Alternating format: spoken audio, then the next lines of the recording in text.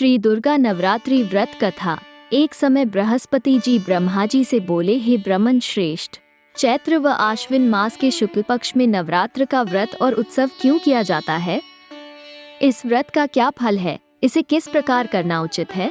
पहले इस व्रत को किसने किया, सो विस्तार से कहिए। बृहस्पति जी का ऐसा प्रश्न सुन ब्रह्मा जी ने कहा, है बृहस्पति, प्राणियों के हित की इच्छा से तुमने बहुत अच्छा प्रश्न किया है। जो मनुष्य मनोरथ पूर्ण करने वाली दुर्गा, महादेव, सूर्य और नारायण का ध्यान करते हैं, वे मनुष्य धन्य हैं। यह नवरात्र व्रत संपूर्ण कामनाओं को पूर्ण करने वाला है।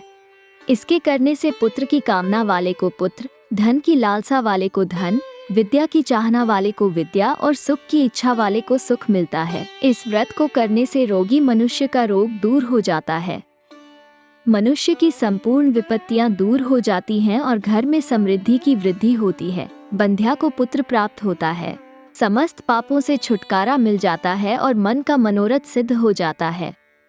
जो मनुष्य इस नवरात्र व्रत को नहीं करता वह अनेक दुखों को भोगता है और कष्ट व रोग से पीड़ित हो अंगहीनता को प्राप्त होता है। उसके संतान नहीं होती और वह धन धान्य से रहित हो भूख और प्यास से व्याकुल घूमता फिरता है तथा संज्ञाहीन हो जाता है। जो सधवा स्त्री इस व्रत को नहीं करती वह पति सुख से वंचित हो नाना दुखों को भोगती है। यदि व्रत करने वाला मनुष्य सारे दिन का उपवास न कर सके तो एक समय भोजन करे और 10 दिन बांधवों सहित नवरात्र व्रत की कथा का श्रवण करे। हे बृहस्पति, जिसने पहले इस महाव्रत को किया है वो कथा मैं तुम्हें सुनाता हूँ, तुम सावधान होकर सुनो। इस प्रकार ब्रह्मा जी का वचन सुनकर बृहस्पति जी बोले, हे ब्राह्मण मनुष्यों का कल्याण करने वाले, इस व्रत के इतिहास को मेरे लिए कहो, मैं सावधान होकर सुन रहा हूँ।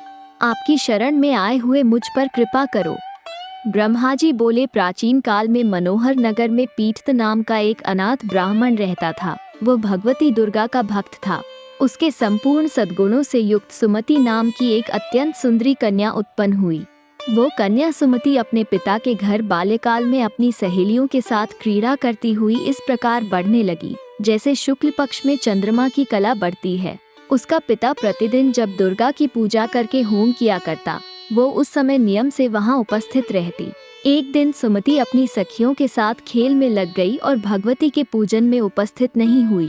उसके पिता को पुत्री की ऐसी असावधानी देखकर क्रोध आया और वो पुत्री से कहने लगा, अरे दुष्ट पुत्री, आज तूने भगवती का पूजन नहीं किया, इस कारण मैं किसी कुष्ठ रोगी या दरिद्र मनुष्य के साथ तेरा विवाह करूंगा। पिता का ऐसा वचन सुन सुमति को बड़ा दुख हुआ और पिता से कहने लगी, हे पिता, मैं आपकी कन्या हूँ तथा सब तरह आपके अधीन हूँ, जैसी आपकी इच्छा हो वैसा ही करो।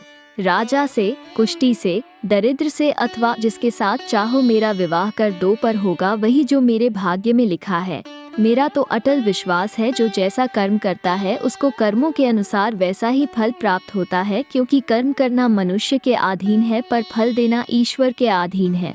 जैसे अग्नि में पड़ने से तृणादि उसको अधिक प्रदीप्त कर देते हैं।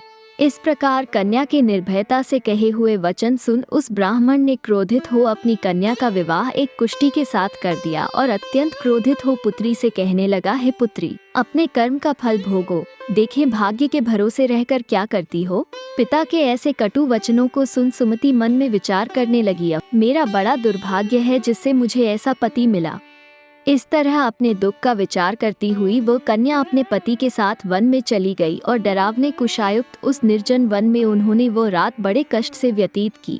उस गरीब बालिका की ऐसी दशा देख देवी भगवती ने पूर्व पुण्य के प्रभाव से प्रकट हो सुमति से कहा, हे दीन ब्राह्मणी, मैं तुझसे प्रसन्न हूँ, तुम जो चाहो सो वरदान मांग सकती हो। भगवती दुर्गा का यह वचन सुन ब्राह्मणी ने कहा, आप कौन है वो सब मुझसे कहो। ब्राह्मणी का ऐसा वचन सुन देवी ने कहा कि मैं आदि शक्ति भगवती हूँ और मैं ही ब्रह्म विद्या व सरस्वती हूँ। प्रसन्न होने पर मैं प्राणियों का दुख दूर कर उनको सुख प्रदान करती हूँ। हे ब्राह्मणी, मैं तुझ पर तेरे पूर्व जन्म के पुण्य के प्रभाव से प्रसन्न हूँ। तुम्हारे पूर्व जन्म का वृतांत सुनाती हूँ, सुनो। तू पूर्व जन्म में निषाद भील की स्त्री थी और अति पतिव्रता थी। एक दिन तेरे पति निषाद ने चोरी की। चोरी करने के कारण तुम दोनों को सिपाहियों ने पकड़ लिया और ले जाकर जेल खाने में कैद कर दिया। उन लोगों ने तुझको और तेरे पति को भोजन भी नहीं दिया। इस प्रकार नवरात्र के दिनों में तुमने न तो कुछ खाया और न जल ही पिया। इस प्रकार 9 दिन तक नवरात्र का व्रत हो गया। हे ब्राह्मणी, उन दिनों में जो व्रत हुआ, इस व्रत के प्रभाव से प्रसन्न होकर मैं तुझे मनोवांछित वर देती हूँ। तुम्हारी जो इच्छा हो मांगो।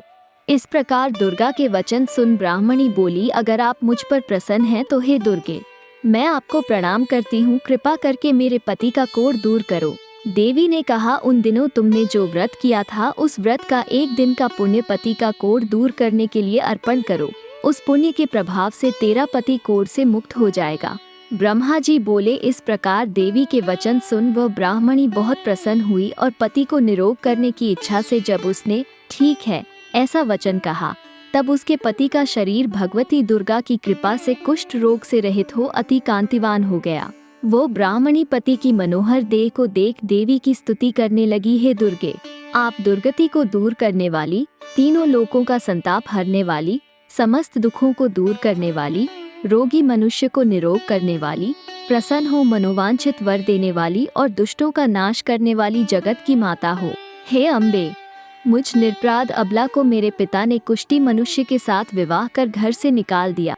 पिता से तिरस्कृत निर्जन वन में विचर रही हूँ। आपने मेरा इस विपदा से उद्धार किया है। हे देवी, आपको प्रणाम करती हूँ, मेरी रक्षा करो। ब्रह्मा जी बोले, हे बृहस्पति। उस ब्राह्मणी की ऐसी स्तुति सुन देवी बहुत प्रसन्न हुई और ब्राह्मणी से कहा, हे ब्राह्मणी, तेरे उदौलय नामक अति बुद्धिमान, धनवान, कीर्तिवान और जितेंद्रिय पुत्र शीघ्र उत्पन्न होगा। ऐसा वर प्रदान कर देवी ने ब्राह्मणी से फिर कहा कि हे ब्राह्मणी, और जो कुछ तेरी इच्छा हो वो मांग ले। भगवती दुर्गा का ऐसा वचन सुन सुमति ने कहा कि हे भगवती दुर्गे, अगर आप मुझ पर प्रसन्न हैं तो कृपा कर मुझे नवरात्र व्रत की विधि और उसके फल का विस्तार से वर्णन करें। महात्म्य। इस प्रकार ब्राह्मणी के वचन सुन दुर्गा ने कहा, हे ब्राह्मणी, मैं तुम्हें संपूर्ण पापों को दूर करने वाले नवरात्र व्रत की विधि बताती हूँ, जिसको सुनने से मोक्ष की प्राप्ति होती है। आश्विन मास के शुक्ल पक्ष की प्रतिपदा से लेकर 9 दिन तक विधि पूर्वक व्रत करें। यदि दिन भर का व्रत न कर सके तो एक समय भोजन करें। विद्वान ब्राह्मणों से पूछकर घट स्थापन करें और वाटिका बनाकर उसको प्रतिदिन जल से सींचें। महाकाली, महालक्ष्मी और महासरस्वती देवी की मूर्तियां स्थापित कर उनकी नित्य विधि सहित पूजा करें और पुष्पों से विधि पूर्वक अर्घ्य दें। बिजौरा के फल से अर्घ्य देने से रूप की प्राप्ति होती है। जायफल से अर्घ्य देने से कीर्ति, दाख से अर्घ्य देने से कार्य की सिद्धि होती है। आंवले से अर्घ्य देने से सुख की प्राप्ति और केले से अर्घ्य देने से आभूषणों की प्राप्ति होती है। इस प्रकार पुष्पों व फलों से अर्घ्य देकर व्रत समाप्त होने पर 9वें दिन यथा विधि हवन करें। खांड, घी, गेहूं, शहद, जौ, तिल, बिल्व, बेल, नारियल, दाख और कदम्ब आदि से हवन करें। गेहूं से होम करने से लक्ष्मी की प्राप्ति होती है। खीर एवं चंपा के पुष्पों से धन की और बेल पत्तों से तेज व सुख की प्राप्ति होती है। आंवले से कीर्ति की और केले से पुत्र की, कमल से राज सम्मान की और दाखों से संपदा की प्राप्ति होती है। खांड, घी, नारियल, शहद, जौ और तिल तथा फलों से होम करने से मनोवांछित वस्तु की प्राप्ति होती है। व्रत करने वाला मनुष्य इस विधि विधान से होम कर आचार्य को अत्यंत नम्रता के साथ प्रणाम करे और यज्ञ की सिद्धि के लिए उसे दक्षिणा दे। इस प्रकार बताई हुई विधि के अनुसार जो व्यक्ति व्रत करता है उसके सब मनोरथ सिद्ध होते हैं, इसमें तनिक भी संदेह नहीं है। इन 9 दिनों में जो कुछ दान आदि दिया जाता है उसका करोड़ों गुना फल मिलता है। इस नवरात्र व्रत करने से अश्वमेध यज्ञ का फल मिलता है। हे ब्राह्मणी, इस संपूर्ण कामनाओं को पूर्ण करने वाले उत्तम व्रत को तीर्थ, मंदिर अथवा घर में विधि के अनुसार करें। ब्रह्मा जी बोले, हे बृहस्पति। इस प्रकार ब्राह्मणी को व्रत की विधि और फल बताकर देवी अंतर्ध्यान हो गई। जो मनुष्य या स्त्री इस व्रत को भक्तिपूर्वक करता है वह इस लोक में सुख प्राप्त कर अंत में दुर्लभ मोक्ष को प्राप्त होता है।